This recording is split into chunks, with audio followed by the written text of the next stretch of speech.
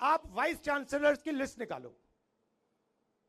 हिंदुस्तान की शिक्षा का सिस्टम है उसमें आप वाइस चांसलर्स की लिस्ट निकालो। सारे के सारे आरएसएस के आदमी हैं, उनको शिक्षा के बारे में कुछ नहीं मालूम। कर सारों को यूनिवर्सिटीज में सारे आरएसएस के राजा बैठा दिए। तो यह काम किया जा रहा है और इससे नुकसान आपका होगा। आपको तो मालूम है, आपको तो शायद बताने की भी जरूरत नहीं है, क्योंकि आपको मालूम है कि भैया ये प्रफुल्ल पटेल जो राजा बैठा है, जो यहां पे पहले 70 साल 80 साल पहले जो होता था रहा है। अगर मैं ये देश को समझाने की कोशिश कर रहा हूं कि भैया ये प्रफुल्ल पटेल इन्होंने यहां बैठा रखे, बाकी देश में भी ये यही करने जा रहे हैं। आज आरएसएस के जो चीफ है उनका बयान आता है कि हम रिजर्वेशन के खिलाफ नहीं है। अरे इन्होंने ही पहले स्टेटमेंट दिया था कि रिजर्वेशन के खिलाफ है। जो भी रिजर्वेशन के खिलाफ सारे के सारे इनकी पार्टी में जा रहे हैं। जो भी रिजर्वेशन के कॉन्स्टिट्यूशन के खिलाफ है सारों को ये ले रहे हैं। फिर कह रहे हैं कि भैया हम रिजर्वेशन के खिलाफ नहीं है। और इसका लक्ष्य क्या है मैं बता देता हूं। आप कहोगे ये संविधान को क्यों खत्म करना चाहते हैं, लोकतंत्र को क्यों खत्म करना चाहते हैं? क्योंकि ये 20-22 अरबपतियों की मदद करना चाहते हैं। ये चाहते हैं कि जो आपका सुंदर बीच है, जो आपकी इतनी सुंदर लोकेशन है, इस किले पे अदानी जी का नाम लिख दिया जाए। वो चाहते हैं कि इस बीच पे अगर टूरिस्ट आए तो आपको फायदा ना हो, बीच पे साइन हो अदानी बीच, आपके एयरपोर्ट पे अदानी का नाम हो, आपके हाईवेज अदानी बनाए, जो भी यहां बिके वो अदानी और अंबानी बेचें और आप लोग बस देखते रह जाए। और ये इन्होंने पूरे देश में किया है। मैं 2-3 उदाहरण देता हूं आपको। हिंदुस्तान के 22-25 अरबपतियों का नरेंद्र मोदी जी ने 16 लाख करोड़ रुपया माफ किया है। आप जानते हो 16 लाख करोड़ रुपए कितना होता है बेटा? हाँ, जो लाल शर्ट पहने हो, जानते हो 16 लाख करोड़? हाँ, तुम जानते हो 16 लाख करोड़ रुपए कितना होता है? जानते हो? हाँ, तुम्ही से बोल रहा हूं। जानते हो कितना होता है 16 लाख करोड़ रुपया? मैं बताता हूं। 25 साल मनरेगा में जितना भी पैसा लगा, 25 साल अगर आप वो पैसा ले लो, उतना पैसा नरेंद्र मोदी ने 10-15 लोगों का कर्जा माफ किया है। किसानों का कितना माफ किया? 1 रुपया नहीं माफ किया। जो हमारे स्टूडेंट्स हैं, बेरोजगार युवा हैं, उनका कितना कर्जा माफ किया? 1 रुपया नहीं किया। छोटे व्यापारियों को खत्म कर दिया, स्मॉल बिजनेस वालों को खत्म कर दिया, नोटबंदी की, गलत जीएसटी लागू की। किसको फायदा हुआ? यहां पे एक आदमी नहीं है जिसको नोटबंदी से फायदा हुआ हो। अदानी, अंबानी। आप मुझे बताओ, यहां पे कोई एक व्यक्ति है जिसको नोटबंदी से फायदा हुआ है? ना। एक आदमी है यहां पे जिसको जीएसटी से फायदा हुआ? ना। अब देखिए मजे की बात, देखिए आप शर्ट खरीदते हो। ये भैया आपने शर्ट कितने की खरीदी? हाँ, आपने कितने की खरीदी है?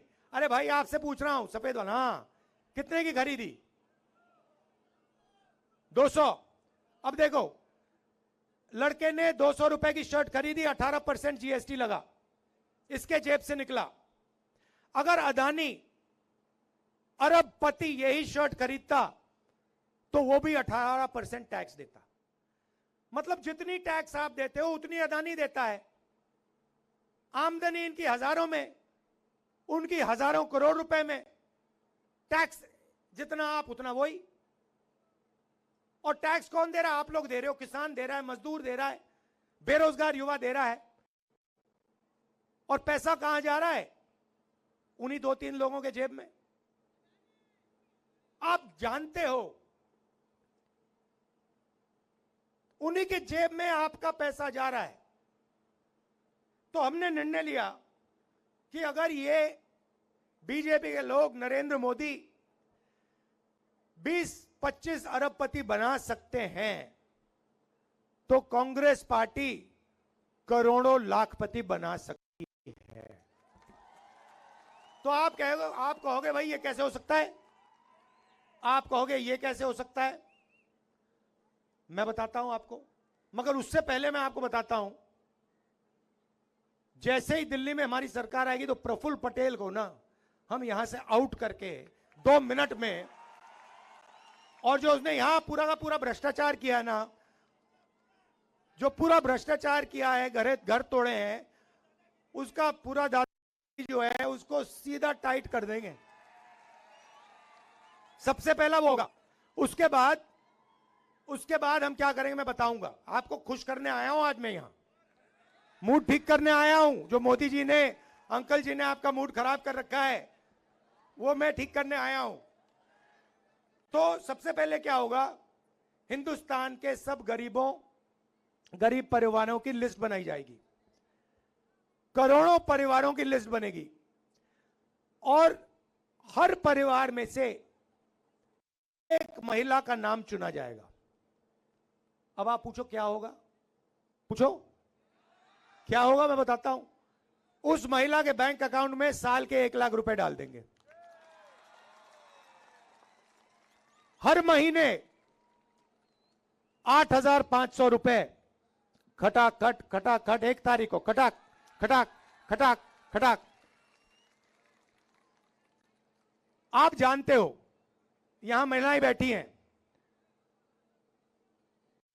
21वीं सदी में महिला और पुरुष दोनों काम करते हैं, जॉब दोनों करते हैं, मजदूरी दोनों करते हैं। सही करते नहीं करते? ठीक है। अब 8 घंटे दोनों काम करते हैं, दोनों को पैसा मिलता है। 10 घंटा करते हैं, 12 घंटा करते हैं, दोनों को पैसा मिलता है। मिलता नहीं मिलता है?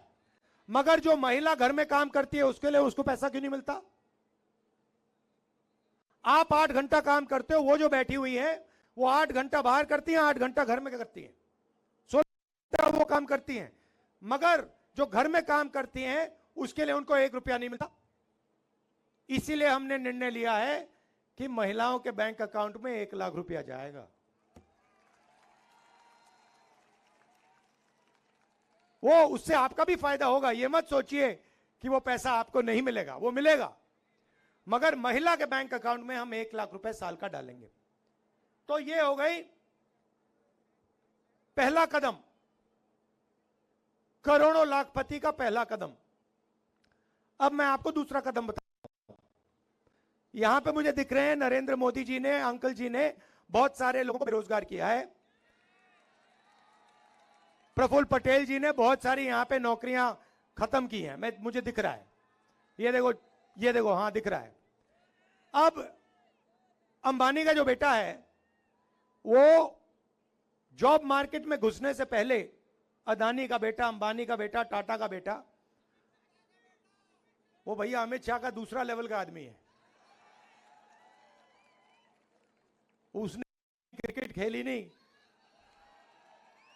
मगर वो तेंदुलकर जी की जगह पे बैठा हुआ है। बट वो अलग बात है। तो वो अप्रेंटिसशिप करते हैं, 1 साल की अप्रेंटिसशिप होती है, उनकी ट्रेनिंग होती है, सैलरी मिलती है,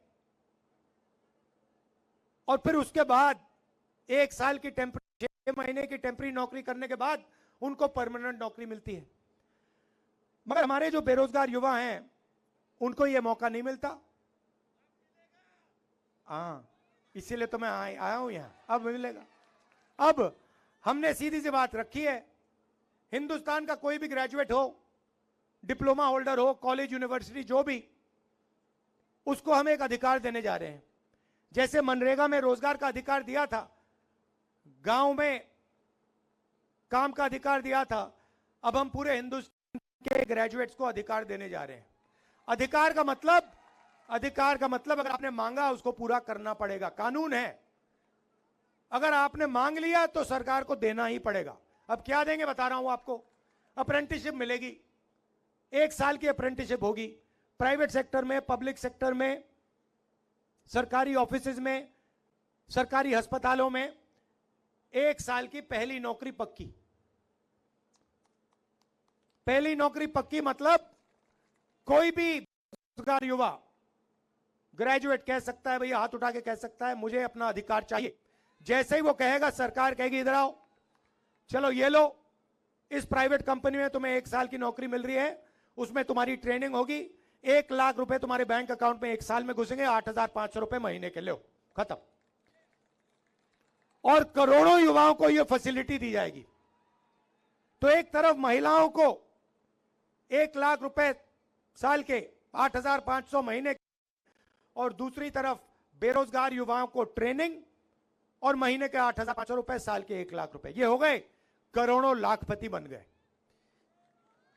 अब किसान कहेंगे भैया देखो हमें महालक्ष्मी योजना जो महिलाओं का पैसा है उससे फायदा होगा, हमारे बेटियों को अप्रेंटिसशिप मिलेगी, ये तो सब ठीक है, बेटियों को अप्रेंटिसशिप मिलेगी, मगर हमारे लिए आप क्या करने जा रहे हो? तो किसानों से मैं कहना चाहता हूं, नरेंद्र मोदी ने अदानी जैसे लोगों का कर्जा माफ किया, सरकार बनते ही तुम्हारा कर्जा माफ हो जाएगा, किसानों का कर्जा माफ हो जाएगा। और अलग अलग प्रोडक्ट्स के लिए सब लोगों को सही दाम मिलता है। कोई गाड़ी बनाता है उसे सही रेट मिलता है, कोई टूथपेस्ट बनाता है उसे सही रेट मिलता है, मगर किसान दिन भर काम करता है, खून पसीना देता है, उसको सही रेट नहीं मिलता, कभी नहीं मिलता। हर किसान जानता है जब उसको धान बेचना होता है, शुगरकेन बेचना होता है, गेहूं बेचना होता है, एक्सपोर्ट पॉलिसी बदल दी जाती है, कुछ ना कुछ हो जाता है, सही रेट नहीं मिलता। तो इसीलिए हमने कानून बनाया है, जैसे ही सरकार आएगी, कानूनी गारंटीड किसान के लिए मिनिमम सपोर्ट प्राइस कानून बना देंगे कि इस रेट से कम किसान को धान के लिए, शुगर केन के लिए नहीं दिया जा सकता, और अगर किसी ने दिया तो कानूनी कार्रवाई शुरू। मजदूर बचे, मनरेगा के मजदूर, आंगनवाड़ी आशा का जो काम करती हैं वो बचे। मनरेगा आजकल 200 रुपए, 250 रुपए मिल रहा है, हम मनरेगा को 400 रुपए करने जा रहे हैं, और जो आशा और आंगनवाड़ी महिलाओं को आज मिल रहा है उसको हम दुगना कर देंगे। तो मैं आपसे बस ये कहने आया हूं कि जो आपका इतिहास है, आपकी हिस्ट्री है, आपका कल्चर है, उसकी रक्षा होनी चाहिए, और उसकी रक्षा प्रफुल्ल पटेल नहीं कर सकता, आप ही कर सकते हो। आपको अधिकार मिलना चाहिए, आपको ही अपना सिस्टम चलाना चाहिए। यह नहीं कि आपके ऊपर किसी को बैठा दिया और वो राजा जैसे आप पर राज कर रहा है, पहली बात।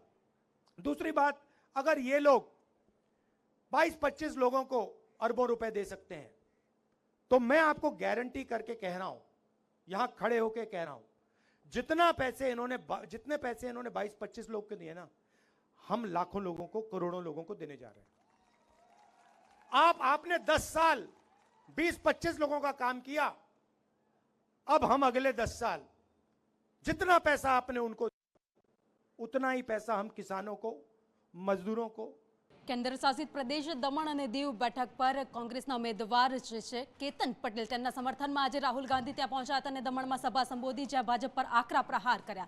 અને આગળ અન્ય સમાચારની વાત કરીએ તો એટીએસ અત્યારે પત્રકાર પરિષદ યોજી રહ્યું છે, જ્યાં 14 આરોપીઓને પાકિસ્તાનીઓને ઝડપી પાડવામાં આવ્યા છે। આ સાથે જ 90 કિલો ડ્રગ્સ પણ ઝડપાયું છે।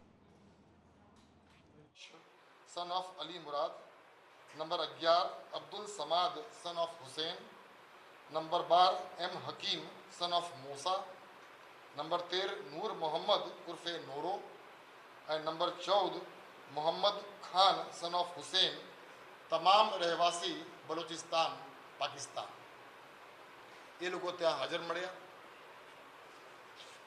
નિયમ મુજબ સર્ચ અને સીઝરની પ્રક્રિયા ચાલુ થઈ આ પાકિસ્તાની બોટમાં, અને સર્ચ એન્ડ સીઝર દરમિયાન આ પાકિસ્તાની બોટમાંથી કુલ 78 પેકેટ્સ આપણને મળી આવ્યું, જેનો કુલ વજન 86 કેજી થાય છે.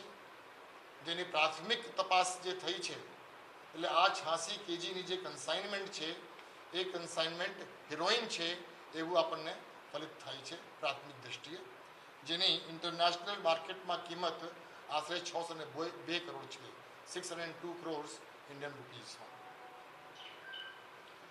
અગાઉ જે આપણે વાત કરી કે આપણે જ્યારે ચેલેન્જ કર્યા હતા અને ઇન્ડિયન કોસ્ટગાર્ડના અધિકારીને ફાયરિંગ કરવાની ફરજ પડી હતી, એ ફાયરિંગમાં આ પાકિસ્તાની બોટ અલ રઝાના જે માસ્ટર હતા નઝીર હુસેન, એમના જમણા હાથમાં ઇન્જરી થઈ હતી, જે ધ્યાને રાખી ઇન્ડિયન કોસ્ટગાર્ડની વેસલ જે છે એના જે ડૉક્ટર છે એ ડૉક્ટર મારફતે એમને પ્રાથમિક સારવાર કરાવવામાં આવ્યું, અને ઇન્ડિયન કોસ્ટગાર્ડની બીજી એક વેસલ પોરબંદરથી રવાના કરવામાં આવ્યું, અને એમને તાત્કાલિક જામનગરના જીજી હોસ્પિટલમાં સારવાર માટે દાખલ કરવામાં આવ્યું. એમનું ઓપરેશન કરવામાં આવ્યું. એની તબિયત હવે સારી છે, સુધારા ઉપર છે. આપણે જે ફિશિંગ બોટ કેપ્ચર કર્યું છે એ હજી હવે પોરબંદર આવવાની તૈયારીમાં છે, કદાચ અત્યારે જસ્ટ પહોંચી ગયા હશે. એ ખૂબ મોટી સફળતા ઇન્ડિયન કોસ્ટગાર્ડના સાથ અને સહયોગથી, અને સર્ચ એન્ડ સીઝરમાં અને જે બીજી ટીમ જ્યારે રવાના થઈ ત્યારે આપણે નાર્કોટિક્સ કંટ્રોલ બ્યુરોના અધિકારીઓને પણ ખૂબ સારું સાથ અને સહકાર આપણને મળ્યું છે, અને એના કારણે ગુજરાત પોલીસની એન્ટી ટેરરિસ્ટ સ્ક્વોડને આપણી જે નાર્કોટિક્સની લડાઈ છે એમાં ખૂબ મોટી સફળતા આપણને મળી છે. કેમ કે આ સમગ્ર કેસનું ઇન્ટરનેશનલ રેમિફિકેશન્સ છે, એટલે આ કેસની તપાસ નાર્કોટિક્સ કંટ્રોલ બ્યુરોને સોંપવાનું આપણે નિર્ણય કર્યું છે, જે વધુ યોગ્ય રહેશે. એટલે હવે આ તપાસ નાર્કોટિક્સ બ્યુરો કંટ્રોલ બ્યુરો તરફથી આ કાર્યવાહી તપાસની કરવામાં આવશે. આ સમગ્ર ઘટનાક્રમમાં 2 થી 3 બાબત ખૂબ મહત્વપૂર્ણ છે, જે ખાસ આપણા ધ્યાન ઉપર લાવવા માંગુ છું. સર્વપ્રથમ કે આ જે કન્સાઇનમેન્ટ હતી, મેં તમને જે વાત કરી 86 કેજી હેરોઇનની, એ કન્સાઇનમેન્ટ ગુજરાત માટે નહોતો. It was not even for India. ખરેખર ઇન્ટરનેશનલ ડ્રગ રેકેટિયર્સ જે શ્રીલંકામાં છે એ લોકો એના રિસીવર હતા, પરંતુ આજે ગુજરાત પોલીસની એન્ટી ટેરરિસ્ટ સ્ક્વોડની આ પ્રકારની કેપેબિલિટી થઈ ગઈ છે કે એમની જે ઇન્ટેલિજન્સ નેટવર્ક છે એ એટલું સ્ટ્રોંગ થઈ ગયું છે કે ફક્ત ઇન્ડિયન વોટર્સનો ઉપયોગ કરનાર ઇન્ટરનેશનલ ડ્રગ રેકેટિયર્સ જેના રિસીવર ઇન્ડિયામાં નથી, જેના રિસીવર બહાર છે, તેમ છતાં આપણી અને એટીએસની ઇન્ફોર્મેશન નેટવર્ક એટલી સ્ટ્રોંગ થઈ ગઈ છે કે આપણને આ ઇનપુટ મળી, જે ખૂબ મોટી બાબત છે.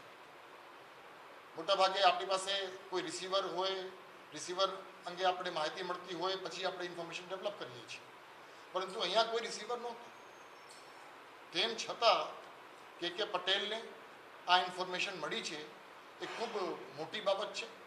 અને આ પ્રકારની કેપેબિલિટીઝ ગુજરાત પોલીસની હવે થઈ છે, એન્ટી ટેરરિસ્ટ સ્ક્વોડની થઈ છે, એ ખૂબ સરાહનીય બાબત છે. અને એ માટે હું શ્રી કે પટેલ અને એન્ટી ટેરરિસ્ટ સ્ક્વોડના તમામ વરિષ્ઠ અધિકારીઓ કર્મચારીઓને ખૂબ ખૂબ અભિનંદન આપું છું.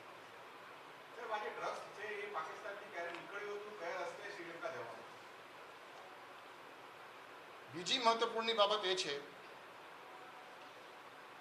કે એન્ટી ટેરરિસ્ટ સ્ક્વોડના 2 અધિકારીઓ ઇન્ડિયન કોસ્ટગાર્ડના વેસલ રાજ રતનમાં એ લોકો રવાના થયા. અને ઓપરેશનલ કારણોસર એ લોકો મધર વેસલ છોડીને નાની વેસલમાં જઈને આ ઓપરેશન બહાર પાડ્યું. અને આજે રાહુલ ગાંધીના એક નિવેદનના કારણે આખો રાજકીય માહોલ ગરમાયેલો જોવા મળ્યો. રાહુલ ગાંધીએ રાજા રજવાડા ઉપર નિવેદન આપ્યું અને ભાજપે તેનો પલટવાર પણ કર્યો. પ્રધાનમંત્રી નરેન્દ્ર મોદી હોય કે પછી અમિત શાહ, તમામ લોકોએ પ્રતિક્રિયા આપી અને આકરા પ્રહાર રાહુલ ગાંધી પર કર્યા છે. का योगदान याद नहीं आता है, लेकिन वोट बैंक की राजनीति के लिए वे राजा महाराजाओं के खिलाफ बोलने की हिम्मत करते हैं, नवाबों के खिलाफ, बादशाहों के खिलाफ, सुल्तानों के खिलाफ एक शब्द बोलने की उनमें ताकत नहीं है. कांग्रेस की तुष्टीकरण की मानसिकता अब देश के सामने खुल करके सामने आ रही है और यही मानसिकता कांग्रेस के मैनिफेस्टो में भी झलकती है. यहाँ के जो राजा और महाराजा जो सारे थे मनमानी करते थे, जिसकी चाहते थे उसकी जमीन उठा कर ले जाते. आजादी मिली थी, राज्यों का विलय हो रहा था, राजाओं महाराजाओं ने सहर्ष अपने राज्य का भारत में विलय करने की तमन्ना की. लेकिन जूनागढ़, हैदराबाद और भोपाल तीन ये थे जिन्होंने बाद में जाकर दबाव पड़ने पर सरदार वल्लभ भाई पटेल का दबाव पड़ने पर तब उन्होंने अपने को भारत में विलय किया. अब इनको इतिहास की जानकारी है ही नहीं. राहुल गांधी निराधार झूठ बोलकर लोगों को गुमराह करने का काम कर रहे हैं. कांग्रेस पार्टी ने हमेशा एससी, एसटी और ओबीसी के आरक्षण पर हमले किए हैं. राजा महाराजाओं माटेनी आ प्रकारनी टिप्पणी करीने कांग्रेसनी मानसिकता एमणे खरा अर्थमां लोकोनी सामे उजागर करी छे. राजा महाराजाओने पण आटला वर्षोना कांग्रेसना शासनमां जे अनुभव थया छे एनाथी ज ए लोको कांग्रेसथी दूर पण थया छे.